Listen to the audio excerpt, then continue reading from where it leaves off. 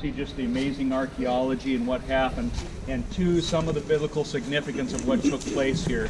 I'm going to read from you 1 Samuel 31. This is when Saul goes to fight the Philistines. He's already gone to meet the witch of Endor. The witch of Endor has said, you know, you're going to die, Saul. So I'm just giving him a little tidbit while everybody was waiting. So this is Gilad. Yavesh Gilad is up there. Yavesh Gilad. What's that? I'm not sure what you're saying. Taking down the body of Saul. Oh, okay. So you know which wall or whatever? Taking the body down. Yeah. Burying them up there. I'll let you explain that then too. I won't say a whole lot here. Say whatever. I'm going to make this kind of just quick, but bottom line is that's why we're here, because it says this: the next day when the Philistines came to strip the dead, they found Saul and his 3 sons fallen on Mount Gilboa. Can you see Mount Gilboa from here or no? It's behind us on the way as we drive. So he'll point that out when we drive, but just kind of keep that in mind then. They cut off his head and stripped off his armor. They sent messengers throughout the land of the Philistines to proclaim the news in the temple of their idols and among their people. They put his armor in the temple of the Ashtoreth and fastened his body on the wall, or of the wall of Beth Shean, or Beth Shan. So that's kind of what goes on. What kind of a neat little side note to that then is we see later when the people of Jabesh Gilead heard what the Philistines had done to Saul, all their valiant men journeyed through the night to Beth Shean. They took down the bodies of Saul and his sons from the wall of Beth Shean and went to Jabesh, where they burned them. Then they took their bones and buried them under a tamarisk tree at Jabesh, and they fasted for 7 days.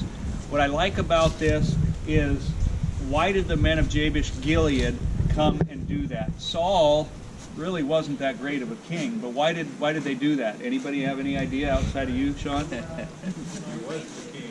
He was God's king. He was God's king, but nobody else was doing this.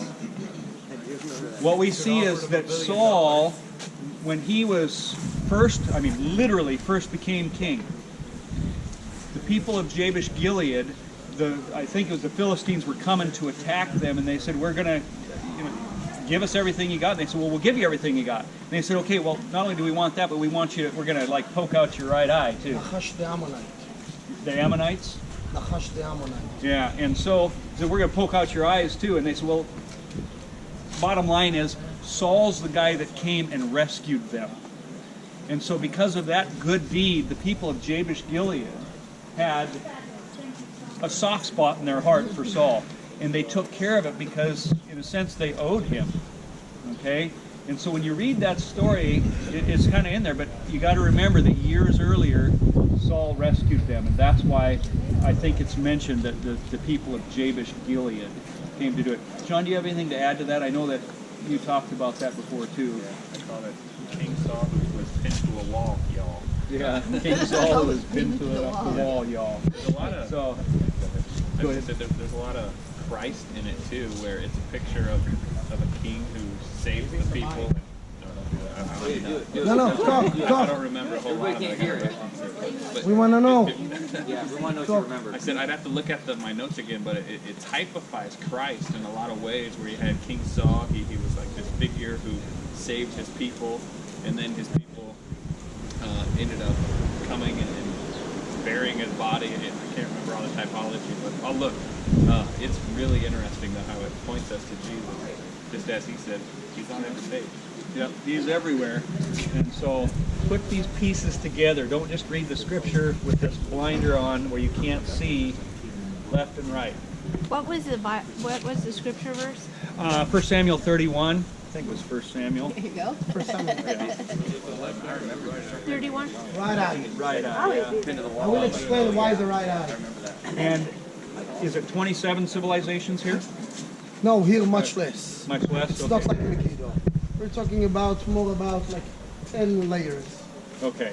give and take. One last thing that I'm going to say real quick is this. What I want you to notice in archaeology, again, with evolution, if evolution is true, we're at the pinnacle. We're the best we've ever been. I don't believe that's true. In archaeology, we see that they were much smarter than we were, I believe. Okay, and I was visiting with an archaeologist in Greece once. I said, do you think we're getting smarter? She said, no. Didn't hesitate. Why? Well, let me tell you this first. Her specialty was digging up toilets. She was finding things in the crapper that made us look dumb. Okay? Her specialty was toilets, and she said the things we find are just incredible.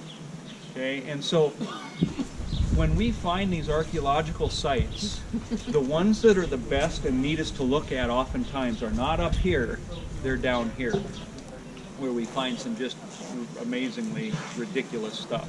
And so just kind of keep that in mind too. We have this idea that these people were kind of, you know, pretty primitive almost. I'm not saying cavemen, but just real simpletons. And that's not the case. These were very intelligent people back then. Do you remember any examples of what was in the toilet that was so profound? She gave us examples of things that looked like photographs. Because what would happen is in the toilets, if something would break or whatever, it was now garbage, so they would just throw it in the toilet. And so she was one of the top people in the world that would dig in toilets. No. Yeah, and sometimes, yeah, when they would get sacked by other civilizations, they would hide it in the toilet. So, Oh. yeah, we're gonna. Just the fact they had toilets is pretty impressive. Indoor plumbing. Yeah, we can hardly find one here. They're all under there. You got to dig deeper.